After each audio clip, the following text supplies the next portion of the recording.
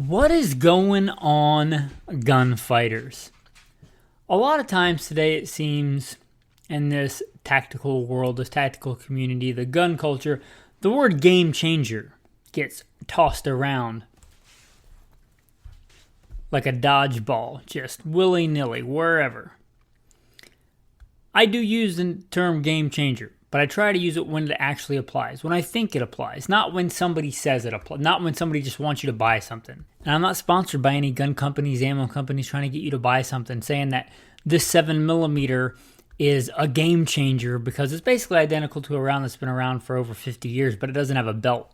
So it's a game changer. Or this new polymer striker fired handgun, hashtag me too Glock of the day, the Glock du jour, is a game changer because it's got slightly more aggressive texturing than the 20 other polymer striker fired handguns on the market. No, today we're going to talk about things that I think, in my opinion, are actual game changers for the modern gunfighter and hunter. That's what we're going to talk about today on Gunfighter Life, the podcast where we talk about guns, gunfighting, tactics, defense, use of force, the right way with Almighty God at the center, Judeo-Christian values, and real-world first-hand experience. With that, the bio, and we'll get into the topic. I'll roll into a quick abbreviated bio and then into the main topic. First and foremost, I am a Christian. I don't apologize for that. God is number one in my life. I grew up hunting and fishing in the backwoods of the southeastern United States at a very early age. Some of my earliest memories are with firearms. I joined the Marine Corps at 17, did a couple of combat tours in Iraq. By God's grace, He got me through that safely. After that, I served as a instructor, an urban warfare instructor and a desert warfare instructor for the United States Marine Corps. I also served with the LAPD, both full-time as a sworn police officer and some more specialized assignments, as well as serving in the U.S. Army, full-time and part-time National Guard. I've been a FBI firearms instructor, still am an FBI firearms instructor, have been for a lot of years, also NRA certified and some other three-letter government agency certified. I've been a private contractor for a three-letter government agency I won't specify. I've been the commander of a tactical team in a large metropolitan area. By God's grace, He got me through all that in one piece, not because I'm better, but because He chose to have grace and mercy on me. I've been a professional hunter and guide. Professionally hunted things like buffalo and elk. Not many people today can say they've done that, but I'm blessed to be able to say that I have. I've hunted everything from white-tailed deer on the East Coast to mule deer on the West Coast to gray squirrel on the East Coast to prairie dog on the West Coast and elk and bear and wolf and slain all manner of beast. A state rifle and pistol champion a few times over in a few different disciplines. Now those experiences, it's not because I'm bigger or badder, certainly not bigger. In fact, I met one of the patrons in real life and he said something to the effect of, "I thought you'd be bigger." Reminded me of that William Wallace movie where he's like, "Oh yeah, if William Wallace were here, he'd shoot lightning bolts out of his rear end." Well, I'm not William Wallace, but I am the person that did all those things in the bio. But not because I'm bigger or badder. I don't think that I survived when many other young, good men did not. I give all the glory and all the credit to God, all the talents and experiences that He's given me and the things that He's let me live through. I hope to use them to glorify God and to help you today. So if I boast in anything, it's not in my strength, it's in that God had mercy on me and saved me because He had a purpose for me. And hopefully I can use those talent, skills, and abilities to serve you today. Alright, let's talk about what I think are some game changers in modern gunfighting and hunting technology. Things that really have kind of improved the way of the gun here in the past, several decades. Bullet technology. This is a big one, especially for defensive handguns, but it trickles into all other aspects. But handguns, defensive handguns. I don't think it's an overstatement to say that It has made the 9mm from mediocre to a good standard defensive handgun cartridge. It brought 380 to what I would have called pipsqueak decades ago to, okay. And that is a big deal. That really kind of changes the category, changes the game on acceptable carry guns, in my opinion. Whereas decades ago, I would never have considered really a 380. Today, I would see it as a viable, decent self-defense cartridge. Now, this is not my carry gun, but like, I'm not a big fan of little teeny tiny 380s. But if you're talking the Beretta Cheetah, like a mid-size 380 gun with decent, good quality, modern ammo that's a good shootable handgun, I would consider that a decent carry gun. Is it 9mm? No, but I would consider it, okay, acceptable performance in 380. And that's a big deal. And going back to the 9mm, like it or not, caliber warrior or not, and I'm a reformed, caliber warrior myself, but, decades ago, you might have made the case to me that 9mm was, like that ragged line, like, okay, maybe for duty use, maybe for primary carry, okay, begrudgingly, it gives you more capacity, so we'll deal with it. To a really good, in my opinion, and many others, obviously, because it's the de facto standard, like it or not, best, and I'm not saying most effective round per round, I'm saying best all around defensive handgun cartridge. For most people, for most things, that's what best all around means, not the best in every situation. It really has done that with bullet technology. 9mm ball is nothing to write home about. Bad 9mm hollow points, like really, really early, just basic 9mm hollow points are nothing to write home about. Maybe marginally better than FMJs. But you talk about good modern bullet technology, which is this main game changer. Bonded bullets.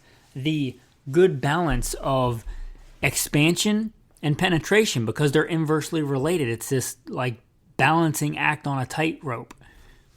You go too far one way and you fall off the edge of too much expansion, not enough penetration. You go too far the other way and you fall off of too much penetration and not enough expansion.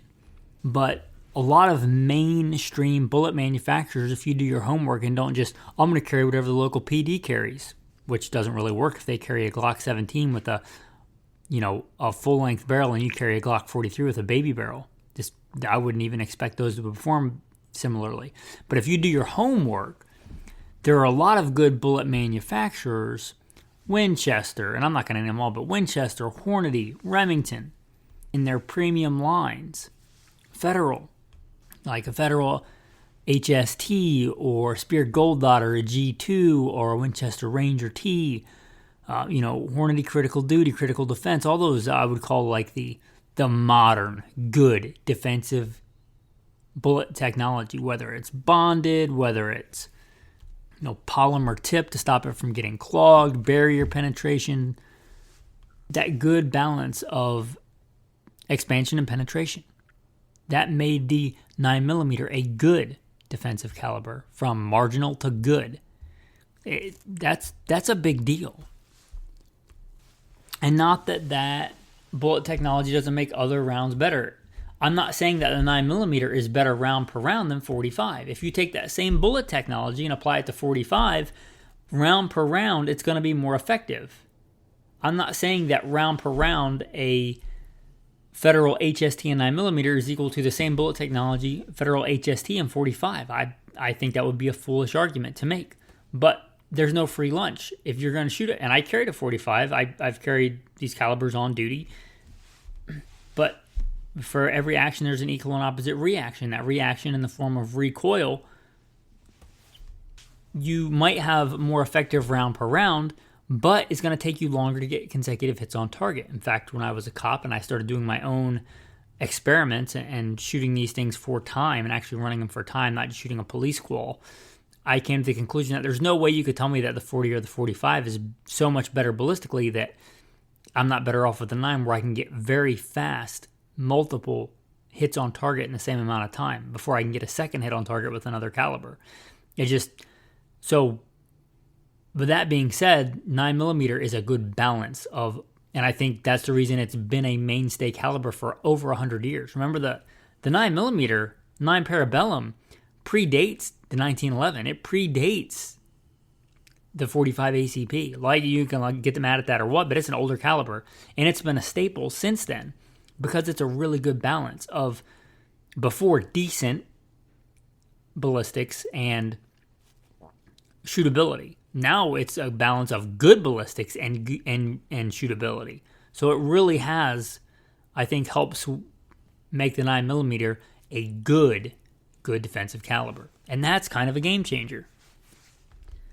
You talk about, it wasn't that long ago, a lot of cops carried wheel guns. There were still cops carrying revolvers when I was a police officer. Even LAPD. And there was a time when that made sense, right? And you talk about early bullet technology. 357 Magnum, again, round per round is still more effective. And there was a time where I think it made a lot of sense to have, let's say, a 4-inch Colt Python in 357.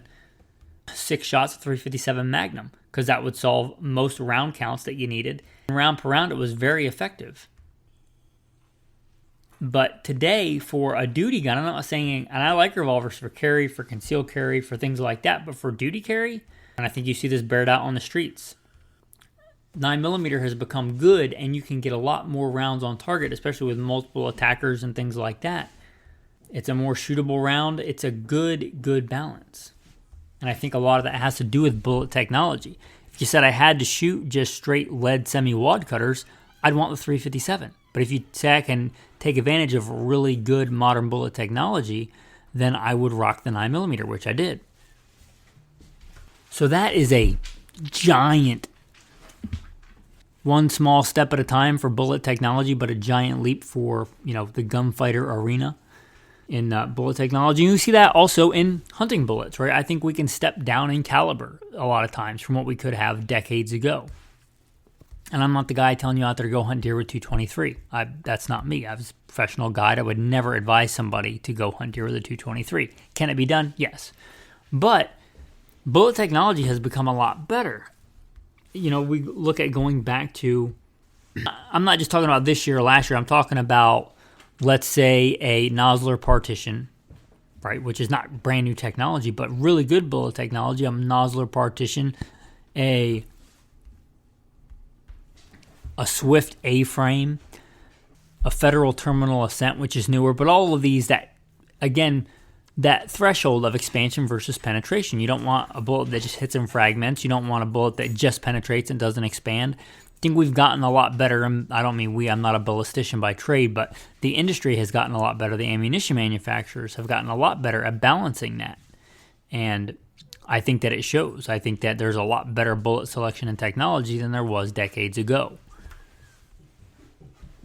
The next one, and I'm kind of reluctant to admit this, but I think I have to, MIM parts, metal injection molding. If you don't know the difference between this, I'm not a professional metallurgist either, but for a long time the standard was if you wanted a good gun, it had to be machined from like one big piece of bar stock. Metal injection molding, or casts, were kind of seen as this second tier, like junk Saturday Night Special technology. But a lot of manufacturers have really gotten good at the metal injection molding, and some of the like beefiest, strongest guns that you think of are either cast or metal injection molding. Now, there's still some parts that I think absolutely should be machined and hardened tool steel and stuff like an extractor. But something like a frame, if we look at, let's say, beefy revolvers, some of the guns with the best reputation for being the biggest, beefiest revolvers. And if you reload, you'll know that some reloading, well, you probably know if you reload, some reloading manuals have an extra category of data for Ruger revolvers. They'll say, this is your load parameters, don't go any hotter than this. But if you have a Ruger, you can go up to this. Because those Rugers are known for being big, beefy, handling a lot of pressure, a lot of abuse, not abuse, but a lot of power. A lot of torque, if you want to call it that. And a lot of Ruger is kind of known for that cast technology. So you can get a really good gun that's perhaps more affordable because it takes less work to do with a metal injection part or a cast part than an old school machine part where you take a solid block of steel and machine every little piece out. They can pour molten metal into a mold. And that's kind of a game changer in that you still can get a really good quality part that lasts, that's strong, with a lower overhead. Again, Ruger's kind of known for this, but a lot of other companies do it as well. And again, MIM, metal injection molding, and cast parts are not the best for all things. And some companies do it really good, and some companies do it less good. For some things, you absolutely don't want MIM parts. I'm not a big fan of MIM small parts. If it's a stress, like something that has to take a lot of stress, I still want like a hardened steel machined to piece. But for a lot of things, they do really, really well.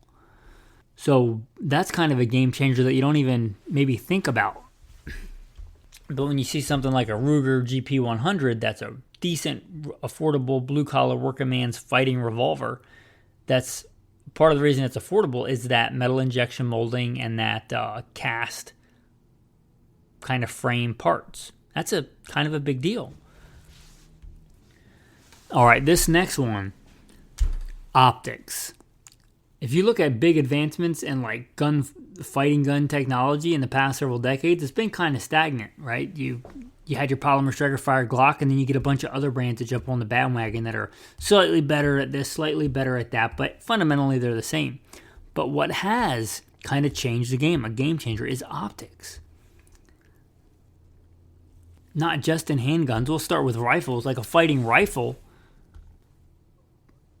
You know, an optic on a fighting rifle, whether it's a red dot or an LPVO or even an ACOG, that's a force multiplier. That is a big deal. So much so that we just took this in the abstract. This is not real because humans have souls and everything. But if you took, let's say, a decent gunfighter and you cloned them and you gave them both decent rifles and you gave one a decent gunfighting optic, you ran them through some kind of simulation 100 times, I think you'd see a definite advantage to the guy that was running an optic if he knew how to do it and did it well and it was a good optic. That's what I mean by a game changer. Depending on the application, a really good holographic or red dot sight, like even going back to the EOTech, and they're kind of dated, but they're still really good. And they're still a force multiplier. An EOTech, an Aimpoint, a Trigicon, absolutely force multipliers, I think, for most applications on a rifle. Now, handguns. And I was reluctant to get on this bandwagon, but I actually, stepped back and tried it and trained with it for a while before I was actually willing to carry one. And I realized that although I was probably right at first because the first generations of these really weren't great, once the Trigicon RMR came out, that was kind of the game changer. There are a lot of imitators and a lot of other optics that do things better, but you're arguing semantics on a handgun. That Trigicon RMR is still a great optical sight. Once the Trigicon RMR came out, that was rugged and reliable.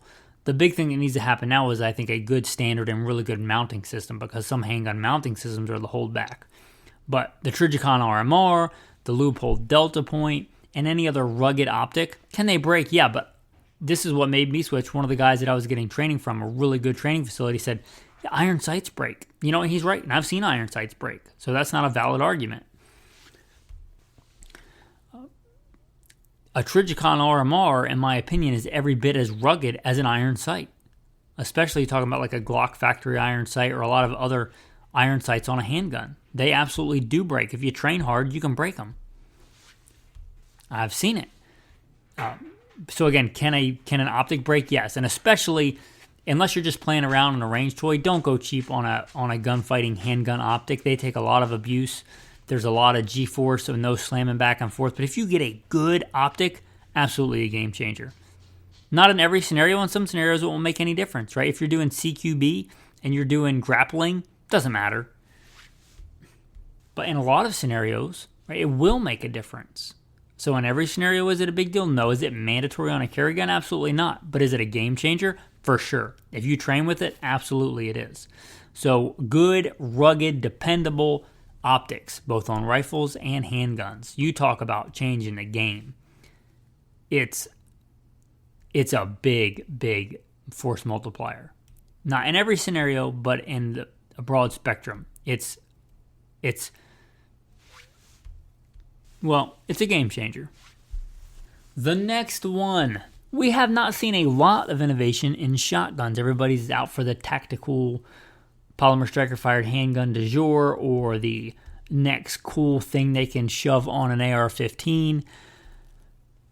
But shotguns have not seen a lot of innovation. But one thing they have, and that has really improved them, the mini shell. And I talked about this on another episode. Maybe what got me thinking about this episode. The mini shell. Now, it has limitations, but a mini shell absolutely can be a game changer. One of the big drawbacks to a shotgun is the ammunition is big and heavy. Mini shells are less so. One of the other big criticisms of the shotgun is that they carry less ammo. And while you're still not going to get the magazine capacity of an AR-15, my Mossberg 590S is 13 plus 1. That's pretty decent for a shotgun. Especially depending on how you do your math, right? Because a mini shell of number 4 buck is 15 pellets. And number 4 buck is 24 caliber. And 223 is 22 caliber. Now, it's not apples to apples. They're not as effective pellet for pellet. But if you do math a separate way, if you don't just think, I've only got 13 rounds. If you think about projectiles, that's 210 24 caliber projectiles coming out of that shotgun. Yeah, that's a big deal. Plus, what I like about it, being into survival and stuff like that, I can carry more of them. I can carry a lot more. I have a little satchel for my go-to truck gun that I can just grab and throw on. That's mini shells of birdshot, buckshot, and slugs. I think I have over 70 rounds in there. And it's a little teeny satchel, like what you would think of as like a Cold War era bread bag or a messenger bag. It's tiny. 70-something rounds. So, I think game changer for that. Also, reduced recoil. I'm not saying they're the best for everything, and I still have plenty of full power, full-size shells. But talk about innovation in a shotgun. That's pretty cool. I wish we'd see more innovation in that they only feed in certain shotguns. I would like to see more shotguns engineered from the get-go to fire mini shells. But I think the mini shell, absolutely a game changer. Another one that came before it that I think game changer. A lot of people just think buckshot is buckshot, especially if you're not a shotgun connoisseur or a shotgun sommelier. You think, buckshot. I went to Walmart and got a box of buckshot, or I went online and ordered the cheapest lead round ball Rio clear plastic hull buckshot, 9 pellet. What could go wrong? But if you actually go out and shoot and train and pattern a shotgun, there can be vast differences in how shotguns pattern, and vast differences in the effective range of shotgun buckshot out of you and your shotgun. The flight control wad, and it was, I believe, invented by one guy and then licensed by both Federal and Hornady. Federal calls it the flight control, Hornady calls it the Versatite, I believe. I don't know if any other companies call it anything different, but those are two main companies that load it. And it's basically designed differently than most other wads. Most other wads are like a cup at the front, like a flower petal. When it exits the barrel, they fold open and the shot goes where it goes. The flight control, or the Versatite wad, is designed to stay with the shot, and it kind of slowly creeps off the back. Now, not always. You got to test this out of your shotgun, but in a lot of shotguns, it can give you greatly improved range with buckshot. So, kind of a game changer, right? If you can double your distance as effective distance, if with regular traditional buckshot, your effective range was 25 yards, and now it's 50 yards, that's a game changer. I had a Benelli M1 Super 90 that would put, with just a straight cylinder bore, no choke, with Federal Flight Control, would put all the pellets on a USPSA target at 50 yards. It's a game changer, right? So a big, big thing there. Again, it depends on you. Your shotgun may not like them. My current go-to truck gun doesn't really care whether it's flight control or not. It's a Mossberg 590S, and I don't know whether that because it's overboard, because it had the Van Comp treatment, maybe just the barrel diameter is bigger, maybe a lot of things. Shotguns can be very individualistic. That's why you have to actually shoot yours and train with yours. My 590S has no particular taste for or craving for flight control, but my Benelli does. So Anyway, I think it definitely can be a game changer. I talked a little bit about bullet technology, and I was thinking about mentioning it, and in fact I did, and I kind of stopped. Because I think it's its own category. Solid copper bullets. They're not the best for every application, but they can be a giant advantage in a given caliber. They can make a caliber punch well above its weight class. There are bullet weights and calibers that I would consider jumping up a size in game with good solid copper monolithics, because a properly designed one like a TSX or TTSX, that's a Barnes bullet. And there are a bunch of other ones jumping on the bandwagon, but TSX is pretty proven. They kind of play by their own rules, and they can give really good penetration and good expansion. They don't really play by the same rules as other traditional bullets. So if you see, 150 grain copper and 150 grain traditional cup and core bullet, they're not even in the same ballpark usually as far as performance goes. The solid copper bullets are not just for hippies in California that are hunting. They can be a good choice for anybody. There are also solid copper options for defensive use. I think it's less relevant for defensive use. I think even in California, it's okay to shoot a person with a lead bullet, but not a deer. So, whatever there. Anyway, there are decent and sometimes a good choice solid copper bullets for defensive handgun use. But when you talk about the realm of the rifle, and for hunting and tactical applications, but especially for hunting, solid copper bullets are sometimes a really, really good choice and step up in performance for some kinds of game, for some situations. And again, they kind of play by their own rules, so before you look at something and write it off because you're like, this copper bullet doesn't have a good BC, like that matters for most people, or it's light compared to this other bullet, look at how it actually performs. And you'll often be surprised at how much of a game changer a solid copper bullet can be in a certain caliber. This next one, the technology is pretty simple, but the fact that it's in common use is kind of a game changer. Shooting steel. It wasn't that long ago that shooting steel wasn't really common. People did it. I remember when I was a kid seeing some steel targets, but it was kind of a niche thing. It wasn't a normal thing for your average gun practitioner to have steel targets. I think it is now. Steel targets are a game changer. One, I think they make it more enjoyable to train, and whether it should be the case or not, if you enjoy it more, you're probably going to do it more.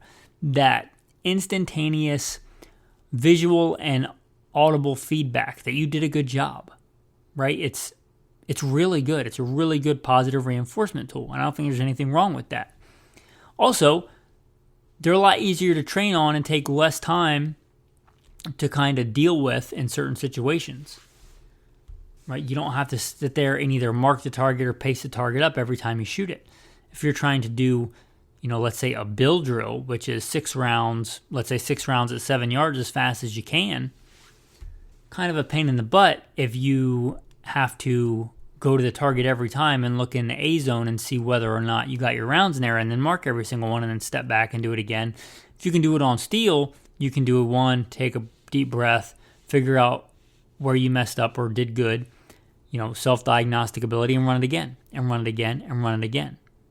And you could shoot steel. I've got a steel plate in the back of my truck that I hate to even guesstimate how many rounds have been shot on it, and it's still going strong, right? As long as you don't shoot something with the wrong caliber, you probably pass these down to your kids. You shoot them so much sometimes they get dented in. You just flip them over and dent them the other way. Just kind of a game changer. Again, not the best for everything. For some things, like sighting in a rifle, you often want an old school paper target. If you're shooting really, really close CQB, probably don't want to shoot steel. But for a lot of things, shooting steel can be a game changer. Again, not the best for everything, but the fact that it's a common thing today, like Walmart sells steel targets. A lot of the big box, gun stores sell steel targets. That wasn't the case not that long ago. So I think that's a big, big deal and kind of a revolution in common firearms training, the use of steel targets. All right, this next one, broader spectrum, but quality control. Not on every gun, but quality control has gotten a lot better, I think, in general throughout the industry. Not every manufacturer, not every model, maybe not every manufacturer, and certainly not every serialized gun. And my wife just bought a Glock 42 not that long ago, a few years ago, and it didn't work well right from the factory. It's a Glock. They're kind of known for reliability, but this one wasn't. Again, it's not across the board everywhere, every single serial number. You can get a lemon in anything. But I think across the board, quality control has gotten a lot better. Look at the accuracy of over-the-counter ammo and over-the-counter rifles, right? Getting a 1 MOA rifle today is not as common as I think as a lot of people think that it is. They think that, just because a gun is stamped that it has a 1 MOA guarantee that they're going to go out and shoot a 5 MOA group all the time with any ammo. That's not really the case. But I will say it's a lot easier to get a true 1 MOA gun, depending on how you define that. If you define that as like a 3-shot group with over-the-counter factory ammo, it's a lot easier to do that in 2024 than it was in 2004. Right? It's a lot easier. It's a lot more common. And that goes into quality control. Not that there's been any big revolution in rifle design or anything. Most of that is quality control. Really good barrels, really good ammo, really good powder measurement and consistency in ammunition, really good, cutting a chamber in a rifle barrel, all that stuff. That's mostly quality control. There's been some other things like, free-floated barrels and pillared barrels are more common than they used to be, but a lot of that is, I think, mostly just quality control, both in the rifle, in the barrels, in the chamber, and in the ammunition. That quality control, and that's just one example of where it comes up, but quality control. We look at reliability of handguns, compared to what it was 30 years ago. Our standard for reliability has gotten just really, really high, and I think that's a good thing if it's a defensive handgun. If you measure a lot of the older generation of fighting handgun, you might think, well, these aren't even reliable. Why would anybody carry those? Well, because our standard for reliability has gotten so much farther than it used to be. Some older handguns are super reliable, but not all of them.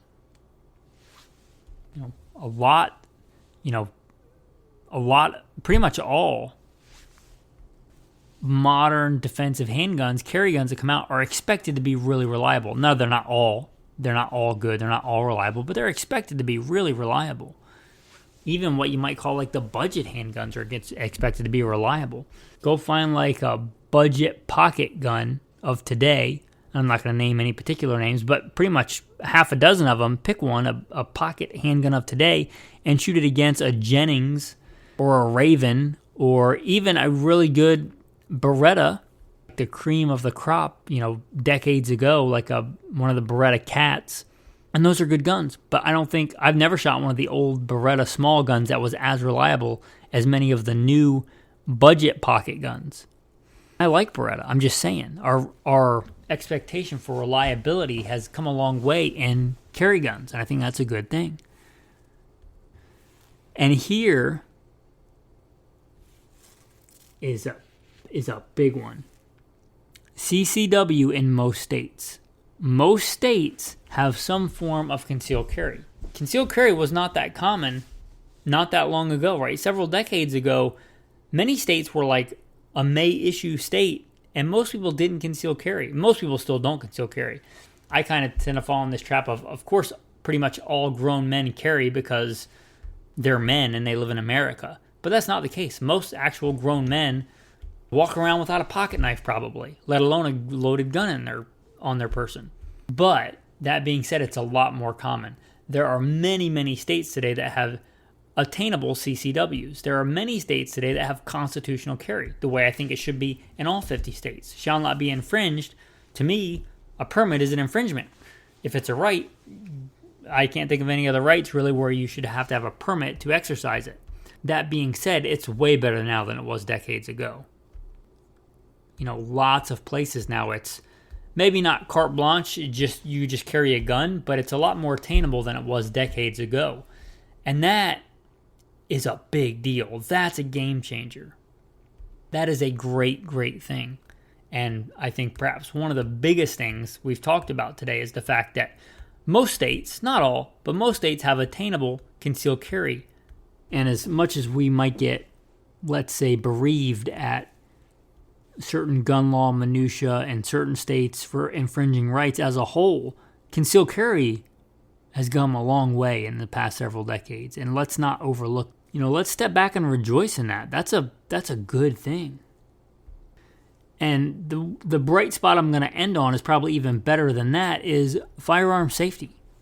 Right? And obviously this is not criticizing any individual, but you look back at like World War II and a little bit later era, it was just common standard practice for people to run around with their finger on the trigger or their finger in the trigger guard. That was just kind of a thing. Muzzle discipline. And you might, have some nostalgia looking back, but I think that honestly, our firearms handling and safety as a whole, not everybody, but as a whole, has gotten better, is better now than it was, decades ago. You look at something like, just for an example, a fit special. If you don't know what a fit special is, it's basically a revolver, so no safety, a revolver with no safety that somebody cut the front of the trigger guard off of. That was acceptable then. I don't think any company would consider that acceptable today. And that's not knocking that person or that model, but it just shows that our development of firearm safety has come a long way. And I think, again, we should be glad at that, rejoice in that. That's a big deal. Anyway, with that, kind of what I see as some of the game changers in firearms and the gun industry in the past several decades. If there's something you disagree with or something that I didn't mention that you think I should mention, feel free to leave a comment or a review, or if it's on Spotify, there's a way to ask me a question on there. You can interact that way. If you enjoy this content, hopefully you're liked, subscribed, and you've left a review of the show. Hopefully you're a patron. But if not, patrons get a lot of extra content, a lot of insider-only content. If you appreciate this content, consider becoming a patron. With that, your tactical tip of the day. You know what's been another really big development? Good Kydex holsters. Good, rigid, made for a specific make and model Kydex holster. That's a big deal. Kydex holsters. And I say Kydex because that's like a brand name. That's like saying Jell-O instead of gelatin flavored dessert. But there's a lot of that semi-rigid, thin plastic. Whatever it is. I'm not a metallurgist. I'm not a polymer science kind of guy. But most people refer to it as Kydex. You run in a Kydex holster. You may at times want to tweak it for one reason or another. You may find that doing all your reps in your dry fire or your shooting, that grabbing the gun, can't grab it properly because part of the holster interferes with the way you grab the gun. Now don't hollow out so you can like expose a trigger or something, but you can take a heat gun and sometimes bend that Kydex if you want to suit your needs. You may find there's like a sharp edge that digs into your middle finger, when you're going to grab your gun, and over a lot of reps, you get a big bloody finger or blister. You could take just a heat gun, or maybe even, I don't have a hair dryer, but I imagine that gets hot enough, like a hair dryer, and you can kind of mold that or bend that one way or another so it doesn't cut into your hand. Or something I like to do on the bottom of my holsters, I like to protect the muzzle and the crown of the gun. If there's enough extra Kydex down there, I like to kind of bend that so it protects the end of that barrel. Anyway, you can reshape that stuff. So that's just your tactical tip of the day. Heat, a lot of times you can reshape those holsters. With that, your tactical verse of the day. To him the doorkeeper opens, and the sheep hear his voice, and he calls his own sheep by name and leads them out. And when he brings out his own sheep, he goes out before them. And the sheep follow him, for they know his voice. We have a good shepherd. We have the good shepherd the chief shepherd, King of kings and Lord of lords. Today, if you hear his voice, do not harden your hearts. Follow the shepherd.